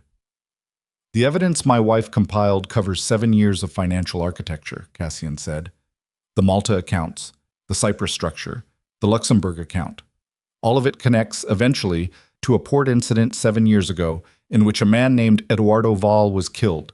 The threads in that direction are in the audit materials." He paused. "Your arrangement with Dante started 2 years ago. That puts you outside the 7-year window." He held Argento's gaze. "If the audit runs its course with its current parameters, your name does not appear in it." The room was very quiet. The rain on the skylight continued its percussion. "And if the parameters change," Argento said carefully. "Parameters are determined by what evidence is submitted and in what form," Cassian said. "The person who compiled the evidence controls the parameters." Argento looked at him for a long time. The kind of look that strips things down to their functional components, that is not interested in packaging or presentation, and goes straight to the structure underneath. "What do you want?" Argento said. "Dante's external connections severed," Cassian said. "Completely and permanently. Whatever support structure exists outside the family that keeps him relevant, I want it gone. In exchange, the audit materials that touch adjacent arrangements are submitted in their current form, which does not include Naples." Another long silence. "You're offering me a clean exit," Argento said. "I'm offering you the exit you would want if you were thinking 3 years ahead instead of 3 days." Cassian kept his voice level. "Dante is finished regardless. The only question is whether the debris of his operation lands on the people around him or whether those people step back in time." Argento exhaled slowly through his nose. He looked at the table. He looked at his own hands. Then he looked up. The man who drove you here, Argento said. Your driver. Torchio. He came to me 8 weeks ago, Dante's intermediary. Argento said it without inflection. He's been reporting your movements. Cassian nodded slowly. I know. You didn't know before tonight? No. Something moved through Argento's expression. Not sympathy, but perhaps a kind of recognition. The recognition of a man who has also, at some point, discovered that the person closest to him was the one he should have been watching. I'll make the call to Naples, Argento said. Dante's external network is withdrawn. His people get no support from my organization. He paused. In exchange for the parameters remaining as described. Agreed, Cassian said. Argento stood. The meeting was over. That was clear from the way he stood, the finality of it. He did not offer his hand, which was not disrespect, but protocol. A man like Argento did not shake hands on arrangements he intended to question later. One more thing, Argento said at the door. He looked back at Cassian with the flat, estimating eyes. Your wife. The documentation she built. He paused. Marco Veyro sent me a letter 6 months before he died. He told me that when the time came, the person holding the key would be the one worth dealing with. He paused again, longer. I thought he meant you. He left. Cassian sat alone in the room with the rain above him for 30 seconds. Then he stood, walked back through the corridor and stepped out into the canal-side street. Elara was 20 meters down the pavement, standing under the narrow overhang of a closed shop front, laptop bag over her shoulder, rain on her coat. She saw him come out and read his face, and her shoulders dropped, just slightly, just half an inch, in a release of tension she had been holding so correctly contained that he hadn't seen it accumulate. He walked to her. It's done, he said. She exhaled. He's withdrawing the external network, Cassian said. Dante loses his support structure, and he told me something. He paused. Marco sent him a letter, 6 months before he died. Told him the person holding the key was the one worth dealing with. She went still. He thought Marco meant me, Cassian said. He didn't. He understood that tonight. She looked at him from under the overhang with the rain coming down around them, her expression doing several things at once that he was beginning to learn how to read. The compressed grief of a person who has been working towards something in the name of a man who didn't live to see it, and the complicated specific weight of being recognized clearly by someone whose recognition you had not expected. We need to get back to Rome, she said. Her voice was steady. Dante is still physically in Milan, and eventually he will stop being persuaded to remain. Yes, Cassian said, and Torchio is out there somewhere with our car and everything he knows about our movements. Yes. So we need transport, and we need it in the next... She stopped. Because Cassian had done something he had not planned and would not have predicted of himself 20 minutes earlier. He had put one hand against the side of her face, carefully, with the handkerchief still in his fingers, which made it slightly absurd and entirely genuine, and looked at her the way a person looks at something they almost lost before they understood its value. She did not move away. She looked back at him with those dark eyes, and the rain, and the complicated accumulation of the last 4 weeks between them. After, he said, giving her word back to her. After, she agreed. He dropped his hand. She adjusted the bag on her shoulder. They walked out into the Milan rain to find a way home, with Dante's empire crumbling behind them and one last confrontation waiting in Rome like a door they had not yet opened, and the certainty between them now of two people who have been through enough together to stop pretending they are anything other than what they have become. They took a train back to Rome, not the family car, not a hired driver, a train like ordinary people, bought at the Milan Centrale. Ticket window at 11:40 at night with cash from Cassian's wallet and no name attached to the purchase. They sat in a second-class compartment with 4 other passengers, a young couple asleep against each other, an older man with a newspaper folded across his chest, a woman with a child who had given up fighting sleep 20 minutes out of the station, and the normalcy of it was so complete and so strange that Cassian sat with it for a long time without speaking. Elara had the laptop open for the first hour, running through the final audit file configurations, making sure the parameters were locked to what she'd told Argento. Then she closed it and put it in the bag and looked out the dark window at the Italian countryside moving past in the rain, And at some point between Florence and Arezzo, her head tilted sideways and she was asleep with her cheek against the seat back and her hands still folded in her lap. Cassian did not sleep. He sat across from her in the dim compartment and watched the darkness outside and ran the next 12 hours forward in his head from every angle he could find. Dante was in Milan but would not stay in Milan. The family council had voted, but votes were paper until they were enforced. Torchio was somewhere with a car and a history of Cassian's movements and Dante's phone number. Serena had walked out of the venue and into whatever plan she'd prepared for the scenario in which things went wrong, because a woman who spent 14 months building an exit strategy from someone's life while living inside it was not a woman who had failed to prepare an exit strategy from the exit strategy. There were loose ends.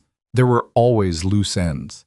Marco Veyro had told him once, in the study of the palazzo outside the city, that the difference between men who built things that lasted and men who built things that collapsed was not intelligence or ruthlessness, but tolerance for incompleteness, the ability to hold an unfinished situation without either abandoning it or forcing it closed before it was ready. He looked at Elara sleeping and thought about all the things she had held without forcing them closed. The train pulled into Roma Termini at 3:47 in the morning. Fiorello was waiting for them. Not at the station, at a cafe 3 blocks from it, one of those Roman places that never entirely close, that exist in a permanent amber state of espresso and low light, regardless of the hour. He was at a corner table with his phone in front of him and a cup of something he hadn't touched, and when they came in, he looked at them with the careful eyes of a man taking inventory, the cut on Cassian's cheekbone, the rain on both their coats, the particular quality of exhaustion that looks different from tiredness because it goes all the way down. He waited until they'd sat. Then he said, "Dante is on the road." Cassian felt the muscles across his shoulders tighten. "When?" "He left Milan 2 hours ago. Our contact in the venue lost eyes on him during a shift change, and by the time they realized," Fiorello pressed his lips together, "he had help. Someone on the venue staff. We're identifying who." He looked at the table. "He's driving. 4 hours, roughly." 4 hours meant dawn. "And Torchio," Cassian said. "No information yet. His phone is off." Fiorello finally picked up his espresso and held it without drinking. "There's something else. This arrived at my home address this evening." He slid a sealed envelope across the table. Cassian opened it. Inside was a single page, a legal document, dense with formal language, carrying the letterhead of a Zurich law firm. He read it again. Then he put it on the table so Elara could see it. She read it in silence. When she looked up, something had happened in her expression. Not shock, because she had systematically trained shock out of herself, but the closest thing to it that her face allowed. "This is a second will," she said. "A codicil," Fiorello said. "Dated 14 months ago, 2 months before Marco's health deteriorated significantly. It was held in Zurich with instructions to deliver it to me 30 days after the reading of the primary will, provided specific conditions had been met." He paused. The conditions were that the primary will's marriage condition had been executed and that the overseas accounts had been accessed through the master key protocol. Cassian looked at the document. The codicil, in the formal language of Zurich estate law, specified one additional provision. In the event that the master key was successfully executed by both designated holders acting jointly, a secondary tranche of assets, separately held, not referenced in any document Dante or his people would have had access to, transferred irrevocably to Cassian and Elara as co-owners. The secondary tranche was documented at 47 million euros, held in a private account in Geneva that had existed for 16 years, under a name that meant nothing to anyone who hadn't built the family's earliest financial infrastructure. 47 million that Dante had never found, had never known to look for. Because Marco Veyro had hidden the existence of it inside a system so old that its architecture predated every shell company Dante had built to drain the visible accounts. The old man had not simply been protecting the empire. He had been protecting the reserve beneath it.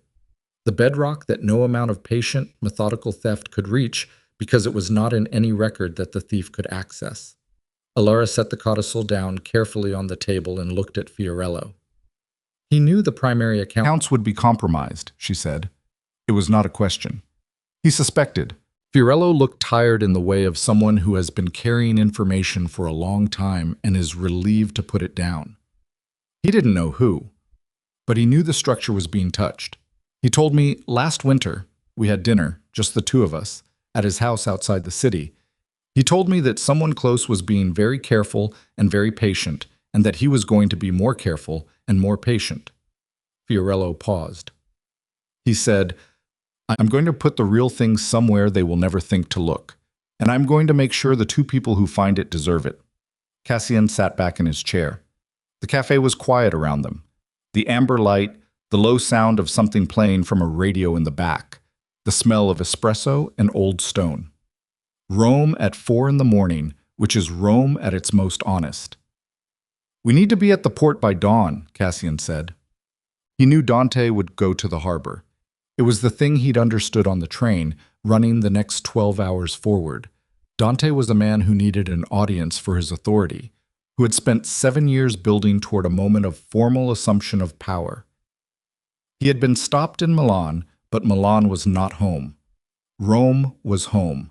The harbor warehouse was where the family's serious business had always been conducted, where Marco had held the gatherings that mattered, where the physical infrastructure of the shipping empire lived. Dante would go there because it was the only place left where he could try to make the story come out differently. He would also go there because Torchio, who had been feeding information for 8 weeks, would have told him that Cassian always went to the harbor when the situation was critical. Old habit. The first place Marco had taken him at 17, the place where Cassian had learned what the family actually was. It was a correct read. And Dante, knowing it was correct, did not make it the wrong move. It made it the necessary one. They arrived at the harbor at 5:20 in the morning. The sky over the Tyrrhenian was beginning to pale at its edges, the particular dark gray pre-dawn that comes before color returns to the world. The warehouse complex was lit from inside, lights on in the main structure, which meant people were already there, which meant Dante had made calls from the road. Fiorello had made calls too. There were 4 men at the rear entrance who worked port security and whose loyalty ran to the family structure rather than to any individual in it. Men who had worked these docks for years and understood that the audit Fiorello had described in a series of phone calls from Rome Termini backward meant that their continued employment depended on which version of the family's leadership survived the next 2 hours. Cassian briefed them in 40 words. Then he and Elara went in through the main doors. The warehouse floor was large enough to swallow sound, a high-ceilinged space of concrete and steel where cargo had moved for 30 years, now lit by overhead industrials that made everything look bleached and consequential. Stacked crates along the walls.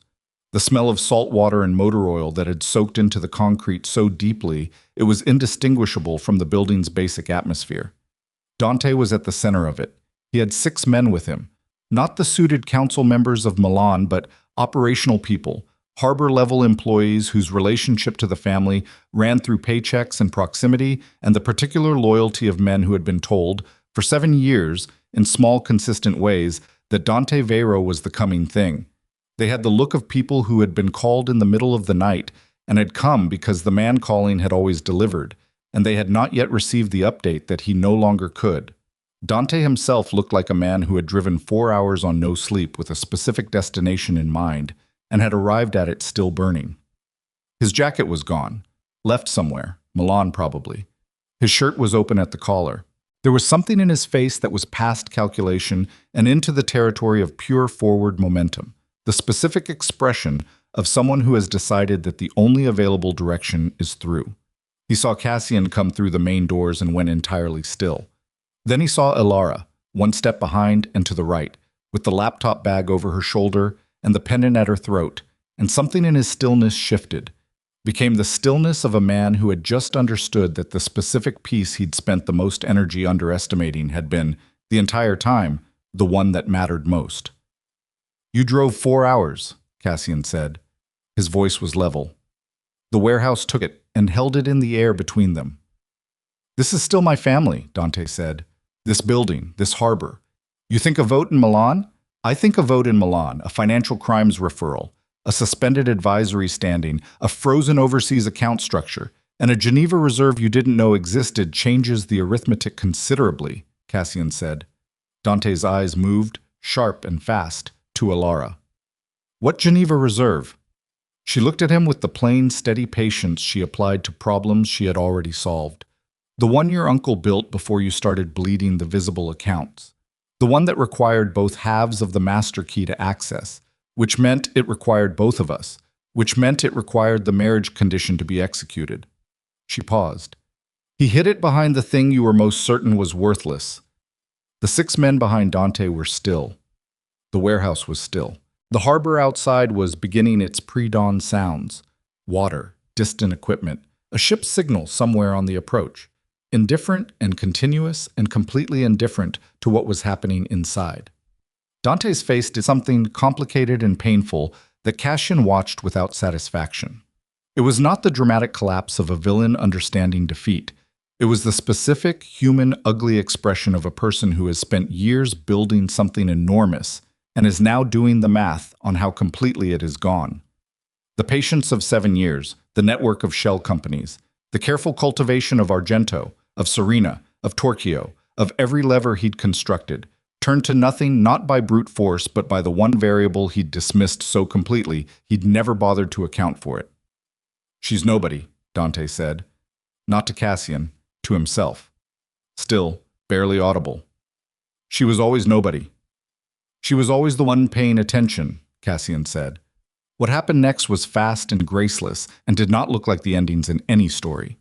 Dante moved toward Elara, the same instinct that had driven him in the Milan conference room, the calculation that the pendant was the key and the key was the leverage. And 2 things happened simultaneously. Cassian stepped forward, and one of Fiorello's port security men came in fast from the side, and Dante caught Cassian's forearm, and there was a moment of genuine physical struggle in the middle of the warehouse floor that was nothing like a movie fight. It was 2 men who were both exhausted and running on something past reason, grappling in the bleached industrial light with the graceless desperation of people for whom this is the actual end of something real. Cassian had 3 inches, and the specific advantage of a man who is fighting for something rather than away from something, and he used it. Dante went down on one knee on the concrete floor. Cassian held him there with one hand on the back of his collar. Not elegant, not ceremonial, just effective. Breathing hard. The cut on his cheekbone pulled open again. Blood on his collar. The 6 men behind Dante had not moved. Fiorello's men were positioned at every exit. The math of the room was clear to everyone in it. Dante knelt on the concrete and looked up at Cassian, and the thing that passed through his face was not dignity, because dignity was not available at this particular moment, but something underneath it. Something that may have been, in the deepest layer, the exhaustion of a man who has been carrying a specific hatred for a very long time and has finally, at the worst possible ending, put it down. "What do you want?" Dante said. Low, just between them. Cassian looked at his cousin for a long moment, the man he'd grown up adjacent to, the man who had sat across that table in the law office and smiled while the will was read, who had built 7 years of patient destruction while showing up to family dinners, who had arranged, through intermediaries and shell companies and a driver named Torquio, the conditions for a bullet that killed a man named Elara Vale who had done nothing except figure out the truth. "I want you to answer for it," Cassian said. "All of it, including the port, 7 years ago." Dante went very still. "The audit will find it," Cassian said. "Elara has the financial threads. The investigators will have the rest. You can do this the way that has some remaining dignity in it, or you can make it the other way." He paused. "Those are the only 2 versions left." A long silence. The harbor continued outside. A goal somewhere. Water. Dante closed his eyes, opened them, looked at the concrete floor of the warehouse that had been in his family for 30 years. "All right," he said. It took 3 more hours to secure the situation fully. The Financial Crimes Authority arrived at 8 in the morning, contacted through Fiorello's channels with the complete audit document and the codicil and a list of account numbers that represented 7 years of evidence. 2 investigators took Dante's statement in the warehouse's back office, while outside the harbor went about its morning business, with no knowledge of what had changed in its largest building since the night before. Torquio was located at a petrol station on the A1, 60 kilometers south of Milan, still in the family car, which said something about the limits of his commitment to Dante's side of the ledger, when that side started showing losses. He was returned to Rome and his statement was taken, and he was not, in the end, a complicated figure. Just a man who had been offered more money than he made in 3 years and had taken it and had spent 8 weeks living with the specific grinding anxiety of someone doing something they know is going to end badly. Serena Bell had left Italy. This was confirmed by Fiorello's contact at the airport by 9 in the morning. A departure on an early flight, a ticket purchased 2 days ago, which meant she had seen the shape of the ending before Milan and had prepared accordingly. She would be findable if the investigators needed her, and they would, and the Luxembourg documentation would ensure that finding her was not optional. But she had made it out of the country, and Cassian, when Fiorello told him, felt something that was not quite relief and not quite grief, but sat in the space between them. The particular feeling of a person who has been deceived for a long time, finally understanding the full architecture of it, and finding that understanding neither satisfying nor clean. He was sitting outside the warehouse on a concrete barrier at the harbor's edge when Fiorello told him. The sun was fully up by then, the harbor alive with the ordinary commerce of a Thursday morning, trucks, cranes, the deep mechanical sounds of cargo moving, and the Tyrrhenian beyond the breakwater was the specific dark blue of Italian autumn mornings, flat and cold and very old. Elara came out of the warehouse 20 minutes after Fiorello left him there. She had the laptop bag and she had taken off the coat at some point, and her hair had come loose from whatever she'd done with it in Milan, and she looked, not undone exactly, but revealed. Like a version of herself that the controlled surface usually covered, the version that had been working and carrying and holding for 4 weeks without putting it down. She sat on this concrete barrier beside him, not close enough to touch, just beside. They looked at the water for a while. The codicil has to be filed formally, she said eventually. The Geneva account. There's a process. Fiorello knows the Zurich firm. I know. And the audit will take months. There will be things that need our attention throughout. Yes. She was quiet. Then, my father liked this harbor. She said it without looking at him, her eyes on the water. He used to bring me here on Sunday mornings when I was small, before he started working for your uncle. We'd eat at a place near the North Gate. It's probably gone now. He said he liked the way the harbor smelled before the city woke up. Salt and iron. He said it smelled honest. She paused. He meant it didn't smell like anything it wasn't. Cassian listened to this. He did not fill the silence after it with anything, which was the right choice, and one he would not have made 4 weeks ago. He would have liked knowing it ended here, she said. Not with sentiment, just with the straightforward precision she brought to everything, even grief. Cassian looked at the side of her face, the morning light on it, the way she was sitting with her shoulders finally, genuinely down. Not the performed composure of the last 4 weeks, but actual rest, the first real rest she'd allowed herself since they'd sat across from each other in Marco's library with the financial discrepancies between them. The apology, he said. She glanced at him. I said I owed you one that wasn't adequate to what I actually did. I said I'd say it after. He held her gaze. I looked at you across that table in the law office, and I saw nothing. I made a decision about your value in approximately 4 seconds, and I was so certain of it that it didn't occur to me to question it for weeks. He paused. The man I am now is embarrassed by the man I was then, in a way I don't have adequate words for. She looked at him for a long moment. The harbor behind her. The morning light. Marco knew you'd get there, she said. He told me once that you were the kind of man who needed to be wrong about something important before you could be right about anything that mattered. She paused. He said the same thing about himself at your age. Cassian felt the shape of his uncle in that sentence. The specificity of it, the way Marco had apparently had this conversation with her in the evenings in the study, talking about the nephew he was grooming for inheritance with the honest assessment that a man who loved someone could still see them clearly. He was right, Cassian said. He usually was, she said. It was exhausting. Something released in his chest. Not laughter exactly, but the precursor to it, the specific warmth that arrives when something genuinely human passes between two people in the middle of something serious. He found himself looking at her with the full weight of attention that the last 4 weeks had been slowly and irrevocably educating him toward. I'd like to start over, he said. Not the situation. The situation is what it is. It started the way it started. But us. I'd like to begin the part where I actually know you." She looked back at the water. A ship was moving in the middle distance. A container vessel, enormous and slow, doing what ships had always done here regardless of what happened on the shore. "You already know me," she said. "You've been watching me work for 3 weeks. That's not the same." "No." She was quiet for a moment. "It's a better start than most people get." He looked at her profile against the harbor, the pendant at her throat, the plain clothes that were not disguise anymore.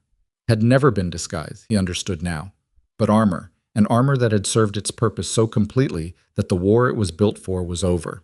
"My uncle hid 47 million euros in a Geneva account for 16 years, Cassian said, and left it to a woman he'd raised and a nephew he'd groomed on the condition that they were married and worked together and were still standing at the end of it."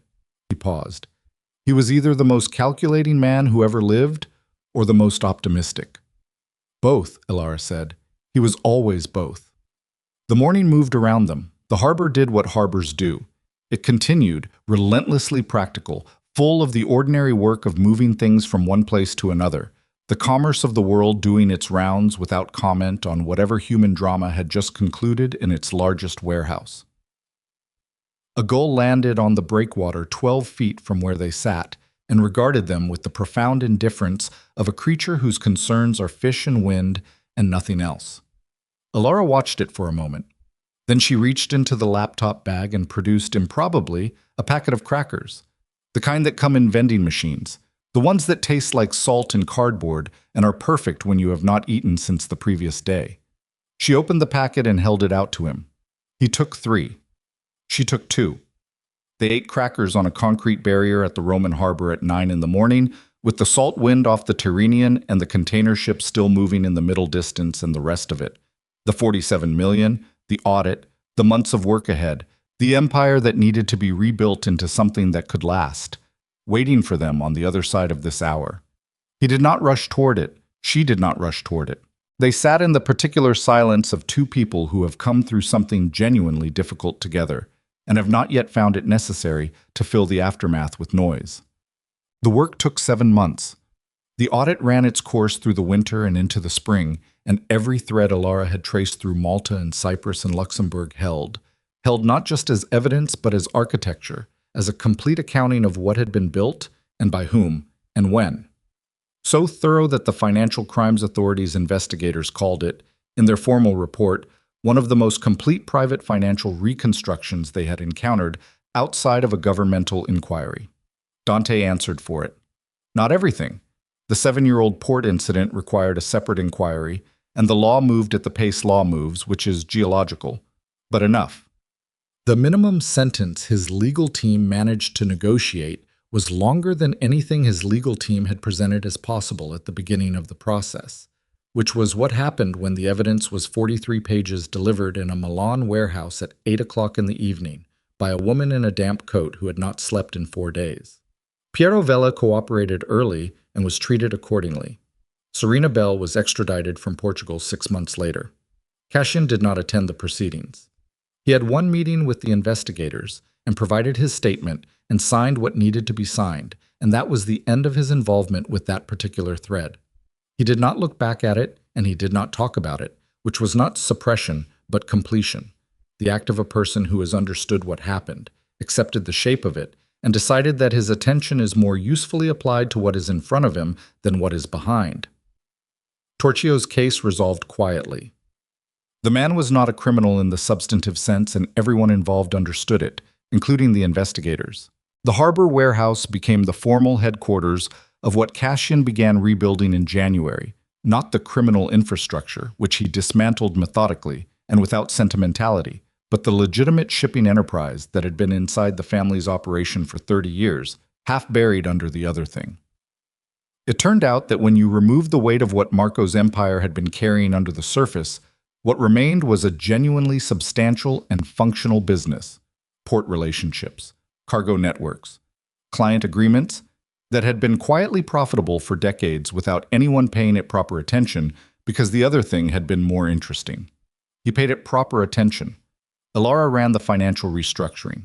This was not assigned boats. It was assumed the way things are assumed between people who have established through a very specific set of circumstances, who is best equipped to do what. She rebuilt the account architecture from the ground up, closed the overseas structures that had been Dante's playground, and established new ones that were clean and documented and boring in the way that legitimate finance is always boring and always, ultimately, more stable than the alternative. She moved into Marco's study as her office. Cassian noticed this and said nothing about it because it was correct. She had been doing her work in that room for months, and the transition from visiting to occupying was so gradual it had no single moment he could point to, which was characteristic of her. She did not announce things. She let them become true, and then they were true. He worked at the harbor most days. She worked in the study.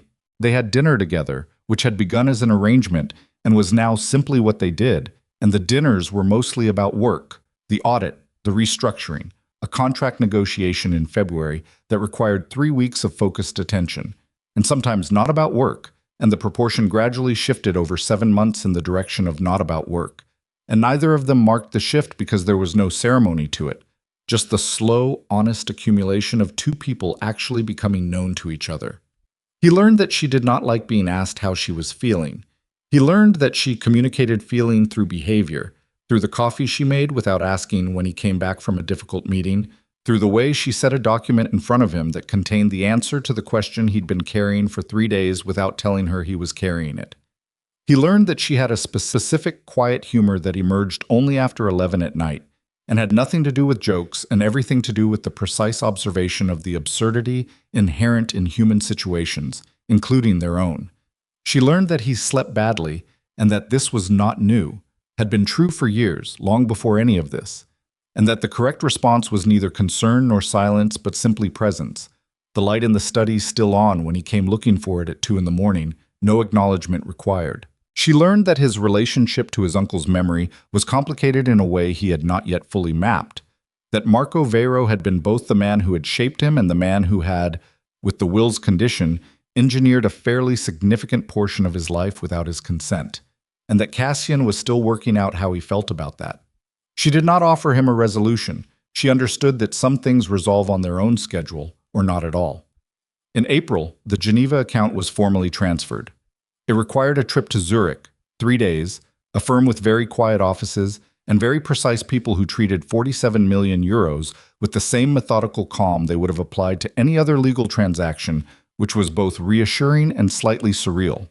Cassian and Elara sat across from each other in a conference room on the second day while documents were prepared, and she looked at him across the table with those dark eyes, and he looked back at her, and the specific absurdity of the entire thing, the will, the condition, the 90 days, the 4 weeks that had felt like 4 years, the harbor in the morning, the crackers, sat between them like a piece of furniture they had both decided to keep because it was, despite everything, the reason they were here. He could have just left it to us outright, Cassian said. He could have, she agreed. But then we'd have never... He stopped. No, she said. We wouldn't have. He looked at her for a moment longer. Then the lawyer came back with the documents, and they signed them, and that was the end of the formal portion of it. On the last evening in Zurich, they had dinner at a restaurant near the river, small and unremarkable, the kind of place that had been there for 40 years and would be there for 40 more. They talked about the port contract in Naples that was close to finalizing and the audit's final report expected the following month, and a logistics manager in Piraeus who had turned out to be genuinely exceptional at his job and deserved a formal appointment. They talked about Fiorello, who had retired in February at 72 with the clean conscience of a man who had navigated a difficult situation with his integrity intact and his pension secure. They did not talk about what had happened between September and January. They had talked about it, not once in a single conversation, but in the ongoing, non-continuous way that people process things that are both historical and still present, in fragments and references, and the occasional silence that meant they were both thinking about the same thing without needing to name it. They walked back along the river after dinner. It was a cold April night, a different cold than Rome, drier and less forgiving, and the river was low and moved quickly the way Swiss rivers do, with a purpose that has nothing to do with scenery. She had her coat collar up, her hands in her pockets. She walked beside him the way she'd walked beside him in the Milan rain, efficiently, at pace, not leaning into anything. He stopped. She stopped, looked at him. He had been thinking, on and off, for several months, about Marco Veyro's letter to Argento. The one that had said the person holding the key was the one worth dealing with. The one Argento had thought referred to Cassian. He had also been thinking about Marco's notes in the back of the November binder. The account numbers. The partial investigation left behind for a young woman who had grown up reading financial documents because her father had taught her that money revealed power and everything else was theater. The old man had known, in whatever way a man with 30 years of reading people could know, without certainty, that these two specific individuals, placed in proximity under specific conditions, would produce a specific outcome. He had not been certain, he had been betting, a large, complicated, irreversible bet made from beyond the conclusion of his own life. Cassian thought about what it meant to trust someone's judgment that completely. And then he thought about the last 7 months and found, to his own surprise, that he had no argument with the result. "There's something I should have said earlier," he said, several months earlier. She watched him with the patient attention she gave to things she considered worth waiting for. "I'm not good at—" He stopped. Started again, because the honest version mattered more than the articulate one. "I've spent a long time being the person in the room everyone already understood.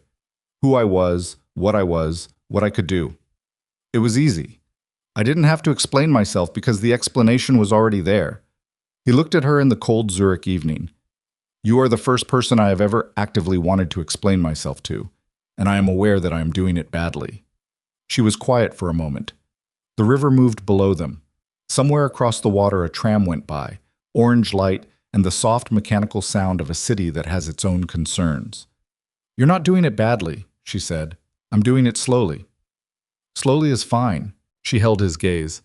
"I'm not going anywhere, Cassian." It was the plainest sentence she had spoken to him in 7 months, which was saying something, because she was constitutionally plain. And it landed with the weight of exactly what it was. Not a declaration, not a performance, not the careful construction of someone managing information. Just a fact. Just the truth, stated in the straightforward way she stated all truths, with no ornamentation and no apology. He reached out and touched the pendant at her throat, lightly, just the edge of his fingers against the oval face that contained one half of a key that had unlocked an empire and a marriage. And somewhere in the 7 months that followed, something else that had no formal name in any legal document. She let him. The river continued below them. Zurich continued around them. The cold April air smelled of water and stone and the particular clean emptiness of a northern city at night that has none of Rome's amber warmth and all of its ancient permanence. He dropped his hand. She fell into step beside him as they walked back toward the hotel. And the silence between them was the silence of two people who have said what needed saying and have arrived, without ceremony or announcement, at the place they were always going to reach. The place where the prison of a forced beginning has dissolved so completely that neither of them can quite reconstruct the feeling of it. And what remains is simply this: 2 people, a cold river, an April night, and the long and ordinary and extraordinary life ahead of them that neither one of them, 7 months ago, could have imagined. The harbor at home was waiting. The work was waiting. The mornings were waiting. The salt and iron smell that Elara Vale had told his daughter smelled honest, the smell of something that did not pretend to be other than what it was. They were both, finally, exactly